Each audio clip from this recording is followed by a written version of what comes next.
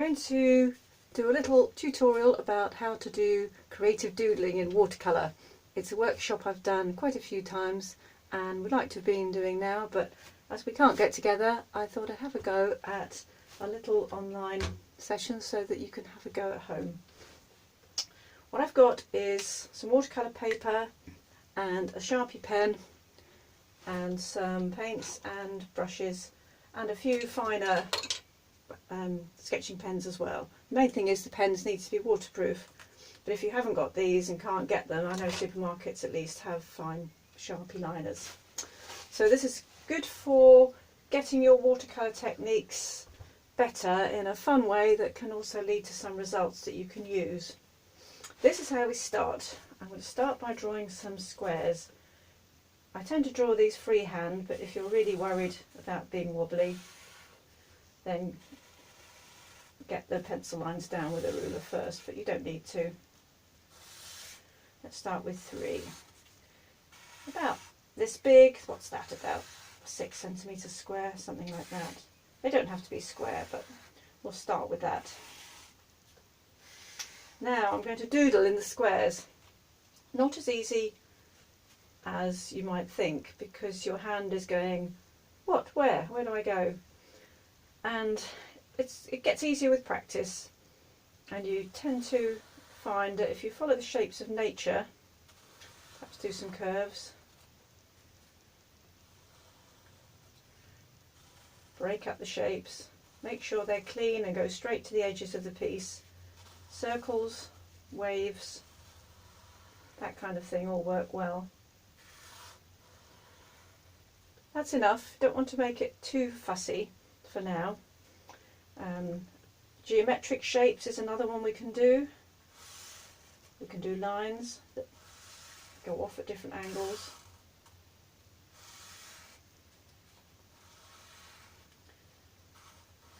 Something like that. Patterns are all around us. If you're really stuck, Google ethnic patterns or look at your fabrics around the home. We like patterns, we respond to them, and they're everywhere. Copy some until you find some that you can create yourself. Copy mine if it helps. That will do for that.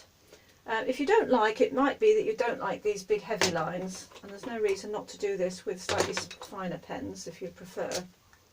Though as you can see in some of those I do use both. You can, if you prefer, just take thinner lines and do that. But again, make the shapes big, bold and fairly clean, with lines that continue right from one side to the other, or break up in the middle. You can draw the spaces between. It's amazing what you can do just with a few lines.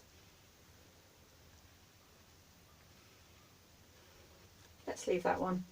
Now at this stage we get the paints out.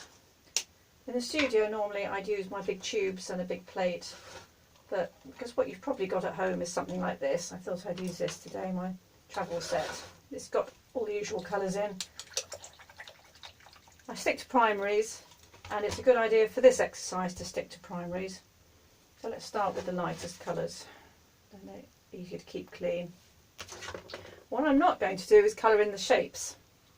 You're going to ignore the shapes for now and just spread the paint inside the box in a fairly loose way.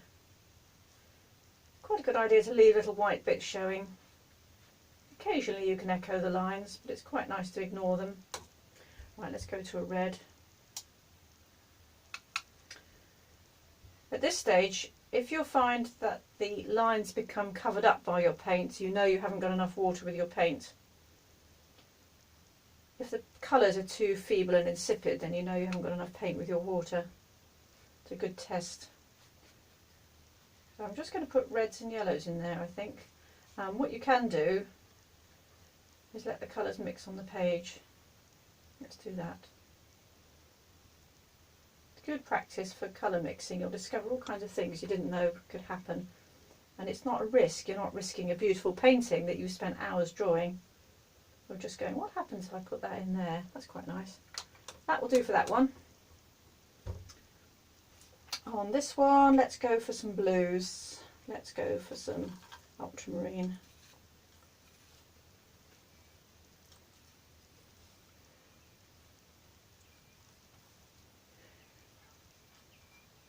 Let's go a bit more. Let's put some red in there. That's it. What I tend to do is put a bit of paint on the page, quite a lot, then wet my brush and use my wet brush to dilute the paint and spread it around.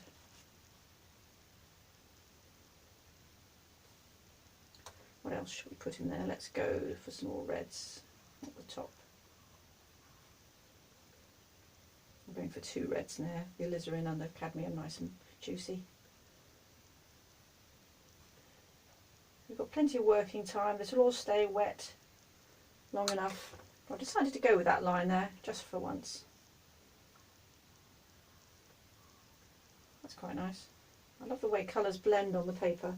I'm using quite a nice paper, Saunders Waterford, because that's what I've got and it does behave beautifully, but you can make this work with any paper pretty much. There, that'll do for that one. Nice to leave white bits, they'll come in useful later. Let's go for a green theme on this one. Get some nice lemony yellow in.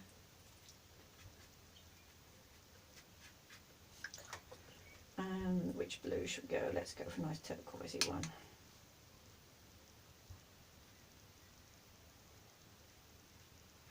Again, I'm ignoring the shapes that I've drawn. Getting some nice greens. Dipping into different blues just to see what happens. That's quite nice. And let's put a tiny bit of red in there just to make it autumnal. If you mix too many colours together you do get sludge, so don't put any more than 3 different ones together. And let's just blend that out. That will do. That's stage 1, and at that stage just leave it alone. Don't touch it, don't add anything, walk away, go and do some gardening, go and do something else and leave it alone. And when that's dry we'll come back and do the next stage.